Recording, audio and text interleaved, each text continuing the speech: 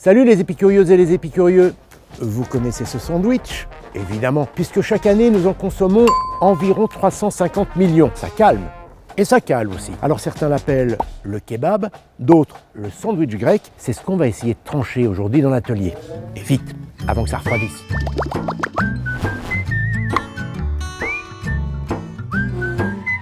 Bienvenue dans Sur la planche. Et si ce format vous plaît, n'hésitez pas à liker la vidéo et à vous abonner, je pourrai ainsi vous régaler régulièrement. Bon alors, je vous l'accorde, le kebab, ce n'est pas ce qu'il y a de plus diététique. Mais une fois de temps en temps, ça ne fait pas de mal. Alors pour trancher sur ses origines, grecques ou turques, nous allons faire un peu d'histoire-géographie. Le goût du savoir. Apparemment, tout a commencé dans l'Empire ottoman. À la fin du Moyen-Âge, on y consommait déjà de la viande grillée, découpée au fur et à mesure de la cuisson. Ce ne sont pas des paroles en l'air, hein. On a des preuves. Un chevalier français, Bertrandon de la Brocquière, pas facile à porter, évoque ce mode de cuisson. Il le raconte dans le récit qu'il fait de son voyage à Istanbul aux alentours de 1430. Je le cite.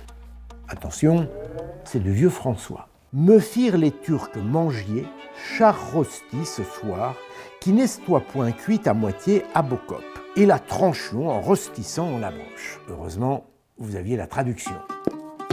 Au début, on fait griller la viande à l'horizontale, au-dessus d'un feu de bois.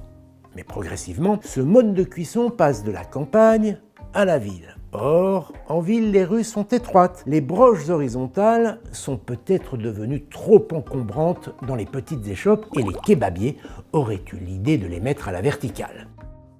Mais rien n'est certain. Toujours est-il que quelques siècles plus tard, la broche tient debout dans toutes les rues de l'Empire ottoman et commence à faire parler d'elle. En 1909, un guide touristique attire l'attention des voyageurs sur, je cite, « ce mets très apprécié composé de viande de mouton rôtie à la broche que l'on découpe en toutes petites tranches au fur et à mesure qu'elle est bien cuite. » Ça donne envie, hein. Du coup, les Grecs n'ont rien à voir dans cette histoire. Si, un peu quand même. Nous étions en 1909. Quelques années plus tard, en 1923, le traité de Lausanne, à la suite de la Première Guerre mondiale, redessine les frontières de la région. Fini l'Empire ottoman. Ben oui, il ne faut pas oublier que l'Empire ottoman était l'allié de l'Allemagne et que l'Allemagne a été vaincue. Il nous l'avait dit qu'il y avait de l'histoire et de la géographie dans ce sandwich. Ça va?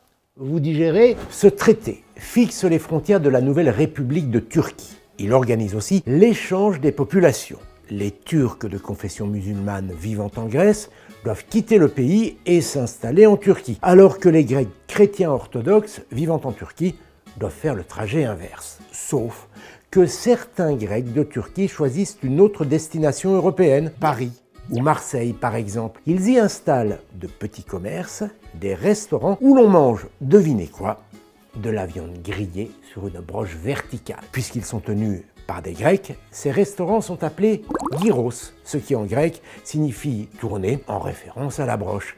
Kebab signifiant viande grillée en arabe. La confusion entre kebab grec et gyros vient de là. Et pas des ingrédients qu'on trouve dans le sandwich? Non, car à cette époque, le kebab ou sandwich grec que l'on consomme aujourd'hui n'existe pas encore. Cette viande est découpée et servie dans une assiette, elle se mange à table avec une fourchette et un couteau. L'idée du sandwich est beaucoup plus récente. Elle viendrait cette fois d'Allemagne, où beaucoup de Turcs ont émigré durant la seconde moitié du XXe siècle, emportant avec eux leurs recettes qu'ils ont fait évoluer. 3 restaurateurs en revendiquent la paternité. Toujours est-il que ce n'est que dans les années 1970 que la viande est glissée à l'intérieur d'un petit pain. Peut-être se sont-ils inspirés d'un certain Iskander Efendi qui avait réalisé cette présentation en 1867 dans la ville de Bursa, au sud d'Istanbul. Et depuis les années 70, le grec ou le kebab se mange à toutes les sauces. Allez, en cuisine! En gros, un kebab, c'est un sandwich avec de la viande grillée sur une broche qui tourne à la verticale. Mais à partir de là, toutes les variantes sont permises. En France, par exemple, où l'on consomme traditionnellement des viandes en sauce, les kebabiers ont eu l'idée d'y mettre de la sauce blanche pour s'adapter au goût local. Mais au Japon, il est présenté avec une sauce au curry. En Allemagne, on le consomme plutôt dans un sandwich garni de choux fermentés. Et au Mexique, la viande est mise dans une galette de maïs accompagnée de guacamole, de la sauce à l'avocat. Même chose pour les viandes, il y en a pour tous les goûts, agneau, poulet, bœuf, veau. Même pour le pain, il y a le choix. Pain pita, baguette, tacos. Eh, salut chef! Alors, pain ou tortilla? Personnellement, c'est le traditionnel que je préfère, dans un pain pita. Salade, tomate, oignon, le classique, hein, le complet. Et la sauce? Sauce magique beau gosse? Pour moi, c'est sauce blanche maison.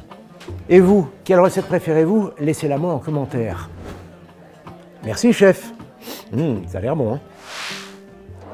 En résumé, la viande grillée à la verticale viendrait de Turquie. Le sandwich grec ou kebab aurait été inventé en Allemagne par un ou plusieurs immigrés turcs. Quant à la sauce blanche qu'on y ajoute, elle est typiquement française. Vous vous y retrouvez? Pour ne vexer personne, faites comme moi, allez au kebab et commandez un grec, ou chez le grec pour commander un kebab. Avant de vous quitter, il ne me reste plus qu'à vous remercier d'avoir regardé cette vidéo. Efkaristo, ça c'est en grec, et pour ne vexer personne, Teşekkür ederim, ça c'est en turc.